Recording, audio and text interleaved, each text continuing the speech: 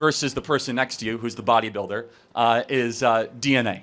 I mean, like from like you're saying, a biological standpoint, yes, the things that make me unique from him is like at a like a molecular level, like at DNA. But I would also argue that things like I'm different than him, not just because of my DNA, obviously, but Right, but to distill it down to its biological truth, DNA, like you should have autonomy over your own DNA. Would you agree?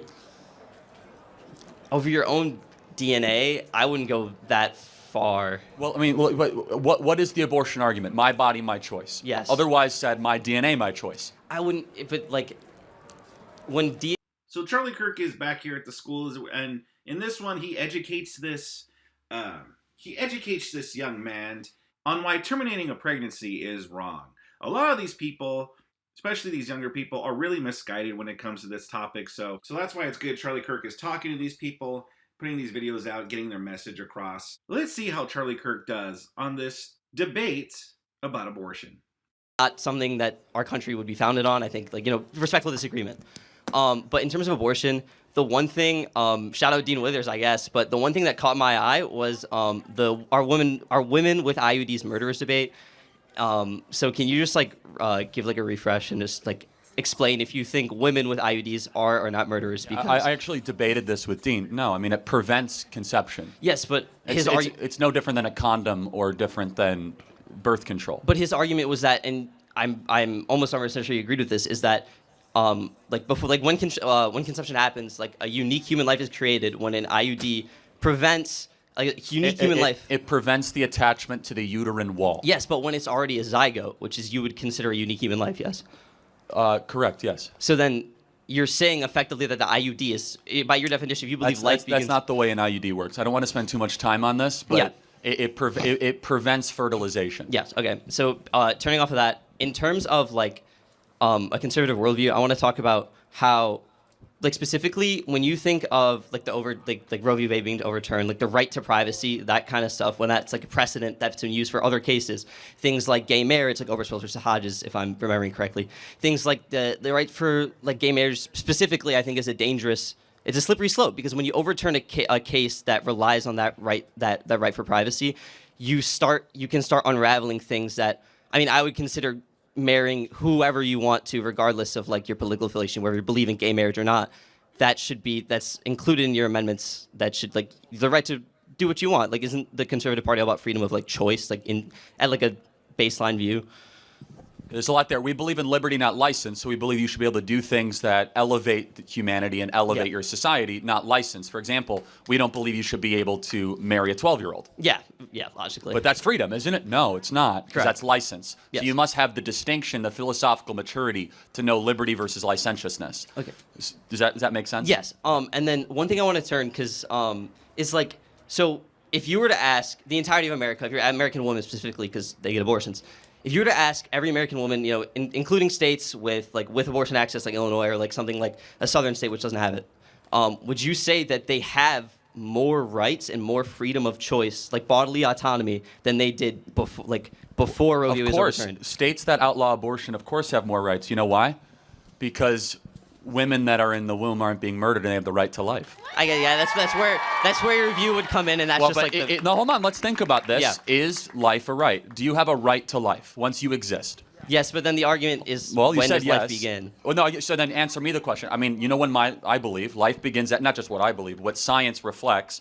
Human development starts at conception. We can agree with that. Human development, sure, yeah. Okay, no. So, but if it's human development, then it's human life. You have to find another word other than life. Yeah. So tell me what word besides life you would use to describe conceptives. Conception. Conception. When it's fetus, whatever. What word other than alive? Because it's not dead. Because you could agree it's not dead because it has a heartbeat and DNA and the cells are forming and they're splitting. So if it's not alive and it's not dead, what word would you use? I wouldn't necessarily call it alive. I wouldn't necessarily call it dead. I think there's a distinction. I wouldn't label it with one word just because it's I don't have the But let's think about this more deeply, because I could tell you're smart. We actually always exist on the binary of alive or dead. Yeah, So then you have to choose. It's either dead or alive. There isn't a third option. If you want to create one, you can go to the science department here and argue that. But what is the third option other than alive and dead? I would say I don't know what he said. I don't know, but it's okay. I would say the one thing I want to say is viability. I know I'm kind of dodging it, but like No, I know you are dodging it Yeah. because I just, and I'm not trying to pinpoint you. Just to close the thought, then we can go to viability. Well, yeah, because he knows there's no third option. It's wanted, dead or alive. Abortionists cannot answer this question ever because there is not a third option. Yeah. You are either alive or dead. It is a binary of existence, right? Now you could be supportive when you are alive, meaning you might need to have medicine or you might need to have a ventilator, but you are still alive by all objective measurements, or you are dead. We have a clinical definition in the hospital when someone is dead. We have an agreed upon clinical definition. We also have we do not have a clinical agreed upon definition of when something is alive. So when a human being is going on the process of human development in utero, it technically, of course, is alive, and therefore it's a human life, but we use all this different kind of trappings and language to try to dehumanize the being. Yeah. Let's put that aside. Okay. So think about that in the next days and weeks, because maybe it might convince you. Yeah. Viability. So, like, in terms of viability, like, I believe it's, around 24, 26 weeks where it's considered it can be born prematurely and Yeah, exist. at 20 or 21 weeks, a miraculous NICU baby can be born, but I will grant you, before that, it's almost, 24 weeks about a baby can survive a NICU. But let's take that example. So if viability was the moral standard, if a baby is born around 24 or 25 weeks, they have to go to a NICU. Do you know what a NICU is? It's okay if you don't. It's a neonatal intensive care unit. Yeah. Basically, where very, very small human beings, small babies go, and they have all sorts of machines that have to support them because they have not gone through the entire process of gestation. Basically, they were cut 15 weeks early. They're not viable. Yeah. Are they alive? You're saying they're not viable? I mean, They can't survive without machines. They can't survive without machines. So I mean, are they alive? I would say, yeah, I guess they're Well, alive. then how is it any different than a 16-week-old that requires an umbilical cord? Because okay, we're talking about viability. We're talking about the definition of viability, to my knowledge, is being able to exist outside the womb. It can't. It cannot exist without machines. But it's existing outside the womb. Right, but it cannot exist without some other external supporting device. It cannot breathe on its own. It cannot clear its bladder. It's in a NICU. It has, and if you've ever seen the image, I encourage you to look at it online. A NICU, you'll see a baby that's literally the size of the Sharpie pen that has like 15 different contraptions. I bet there's a NICU baby in this audience, by the way. Someone's raising their hand right there. Praise God. Someone that's, born premature in the hands. It's amazing. But it does beg the question. Yeah, my daughter was born premature, so she had to spend some time in the NICU. So I've been in the NICU, and it's pretty heart-wrenching stuff. They were not technically viable under the pro-abortion definition because they could not survive without external support. So an external support could be an umbilical cord or it could be a baby ventilator. Yeah. I wouldn't say I necessarily agree with specifically that definition, external Well, support. then that's fine. Give me a definition of viability, and I'll hold you to that standard. Well, okay. So I guess the viability I was talking about, I guess I still will talk about, is external, needs to survive outside the womb. Maybe not necessarily on its own, because obviously none of us, you can't even provide for yourself if you're an infant too, under 5. Right. But I would say that in terms of viability, something existing outside the womb. Yeah, you just talked about NICU babies, whatever. Not whatever, but no, it's fine. No, but the NICU baby essentially is mimicking the gestational process outside of the womb, if that makes sense. Because a 27-week-old baby would not be able to likely survive if it wasn't for all these contraptions or machines. So what we've done is we've created with technology basically a counterfeit, a pretty good one, of the gestational process that they otherwise would be getting in utero. Yeah. But they're still alive. When a NICU baby is born at 26 weeks, they get a birth certificate. They get a social security number, but they have a bunch of machines and they're not able to breathe on their own. Yeah. But we would both agree that's a human being. Yeah. Why? I think, honestly, it's, I would say it's easier for me to sit up here. Obviously, I'm not a woman, I'm not pregnant, I'm not a mother. But I think at some point, it's easier for me to sit here and be pro-abortion versus if I was a mother, I think I would have some sort of obviously it's a hard choice to make. I wouldn't, whatever. But then you also have the issue of access to healthcare. With if you view abortion as access to healthcare. Now we're slipping into a separate art, which is fine, which is degree of dependency. We're running the whole gauntlet, and I'm happy to do all of it, right? So I think we have viability. We've come to we've thoroughly went through those fields, but now we go to degree of dependency. You say it is a tough decision to make. I will push back a little bit. When women are properly educated that this is murder, I don't think it's actually a difficult decision to make. I don't think any mom wants to murder their child. What do unapologetic Shilling ads. I honestly don't understand this whole like viability argument, because whether you're in the NICU or you come fully to term, or whether you're in the NICU or come to term, or it's 8 weeks along, it's all a life no matter what. Like this is just more cope and just more justification for trying to keep abortion around, because these people believe that this is actually a health decision on the woman's part, and these people have been brainwashed into believing that this is some kind of female right or female empowerment or whatnot. Doesn't make any sense. Men don't have this right. Men can't kill unborn babies.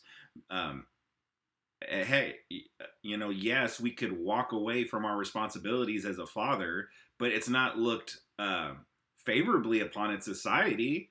Deadbeat dads are shamed in this country, so it's not like men just have the choice. And also, women have the same choice too. If the woman doesn't want to raise the child, they could give it up for adoption. And if you want to talk about like a woman's health issue, as far as I know, there are no women's health issues that require an abortion to happen, like that requires an abortion for a woman to survive. There might be really rare cases that I don't know about. Throw an ectopic pregnancy in there, but that doesn't require an abortion procedure. So that's why it's important to educate people on this thing, because they've been so indoctrinated and so brainwashed into thinking this is something that's needed. It's a necessity, a medical necessity they think it is, and it's not. What do you guys think about this so far? Allow me to shill before we get back to it. Give this video a like, comment away with your thoughts in the comment section below. Let's continue. .com/Charlie, sponsored by Preborn. Also, if you consider it murder, but I can see what you're saying. No, of course, but I mean, again, you have to then consider it something. You can consider it termination, elimination, but based on just very basic reason, human development, human life, the unjust taking of a human life is necessarily murder.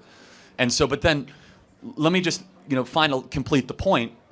Is it ever right to take a life if you don't have the money to support that life? Specifically money, no. Because you said healthcare or access to that. Said differently, if a mother had a 2-year-old baby and she lost her job and she goes into bankruptcy and she's in poverty, are you allowed to eliminate or terminate your 2-year-old baby because it might help you save money? No, and I understand what the point you're getting at. It's like, oh, it's a 2-year-old. I understand that point. Because we see you're looking at a 2-year-old. It's the same thing as something. It is morally indistinguishable than a 2-week-old in utero. In your opinion, yes. But I know, but you have to tell me why it's different. Because I see what you're saying. No, tell me what's different than a 2-year-old versus a 2-week-old in utero. What's the difference, other than one is older? Because one isn't necessarily. I know I didn't define like an actual like definition of like when life begins, whatever. But that's always going to be contested. It's always going to be like this is always going to be an issue. Well, it's contested for now. We believe biological truth will win, because human development does have a starting point, and we believe that once ethics can align with science and biology, then human life will act. We will have an agreed upon idea of that's when life actually begins. I see what you're saying. And then in terms of like biological evidence, obviously, because just sorry to interrupt, but we have reconsidered so many scientific norms over the last 100 years. For example, when the smallpox epidemic happened, we used to give people arsenic because we thought having diarrhea would make it easier for you to get smallpox out of your system. We revisited that, and we were like, that was insane. We used to have bloodletting in the 1700s, where we would, if you were sick, you would try to get as much blood out of your system as possible. We also then discovered antibiotics, and we discovered germ theory. The same goes with abortion. The more we actually learn about the process of human development, the more ultrasound technology, the more that we actually come to the conclusion that it is a human life. And finally, let me just ask one other question, then I do want to get to somebody else. Yep. Would you agree that what makes you fundamentally unique than the person next to you is your DNA? We good? Okay. Let me just repeat it. That's okay. Would you agree that what makes you fundamentally unique versus the person next to you, who's the bodybuilder, is DNA? I mean, like from like you're saying, a biological standpoint, yes, the things that make me unique from him is like at a like a molecular level, like at DNA. But I would also argue that things like I'm different than him, not just because of my DNA, obviously, but right. But to distill it down to its biological truth, DNA, like you should have autonomy over your own DNA. Would you agree? Over your own DNA, I wouldn't go that far. Well, I mean, what is the abortion argument? My body, my choice. Yes. Otherwise said, my DNA, my choice. I wouldn't, if it, like, when DNA, I see where you're getting. But then, therefore, if it's not your DNA, why should it be I your make the choice? choice? Yeah, I see where you're getting at. I don't necessarily agree with it, but I don't. Tell me why. Because, it could just be me being like pro-choice, like whatever, like as I consider access to healthcare. Think about it outside of your ideological Yes. worldview. Just think about it. Just think of it as a free thinker. Why do you disagree with it? I disagree because I would say that a woman's right, that is almost a. You know, I've seen people commenting about how when they say a women's, and I've never noticed that before, but now I'm picking up on it. Yeah, why do these people go a women's, a woman's, a woman's, a women's? Women is a group of women. So I'm starting to pick up on it a little bit more, and yeah, people say it that way. That's so weird. Part of her body is. Well, it's attached to her body, but it's not her DNA. But I would also say, for example, your mom cannot vote for you. Yes, your mom is a different, distinct person than you, right? Mm-hmm. I would say that in terms of like DNA, like since I consider it, it's the mother's like not job or duty, but like that I consider it a part of them. You might say it's attached to them, but like I'd say you ask your mother, you'd say like when she was pregnant with you, she felt like you were an extension of herself. I'm not gonna speak for her, but I feel like it's much harder than making like distinct things. And I can sit here and debate, but I don't have nearly enough educated. But Fair enough. I want you to think about this in Yeah. the coming days, weeks, and months, because that's what this is all about. I'm not Yeah. here to just gotcha. I could tell you're looking at this correctly. We as pro-lifers have a hard job. Our job is to tell millions of people to take responsibility for their actions. Our job is to say that every human being is inherently valuable because it's a human being. Yes. And that is a harder argument. Your argument is actually way easier, which is if it feels good, do it. And if something annoying happens, eliminate it. We think you should not be able to eliminate another human being just because it might make your life mildly inconvenient. Yeah. So we just have a difference. Yeah. Our job is harder, but we believe we're right. You think you are right. And I hope we'll win one day. Thank you very much for your time. Thank you. Appreciate it. Can I get a Yeah, Charlie Kirk's 100% correct, and that's why it's important we need to speak out of this about this stuff, because these people, they've been brainwashed and indoctrinated into thinking that, yeah, this is like a healthcare decision, this is a woman's rights decision, and it's not. It's terminating a life. That's what you're doing. And so it's important that we get this message across from there. At least this guy was very respectful.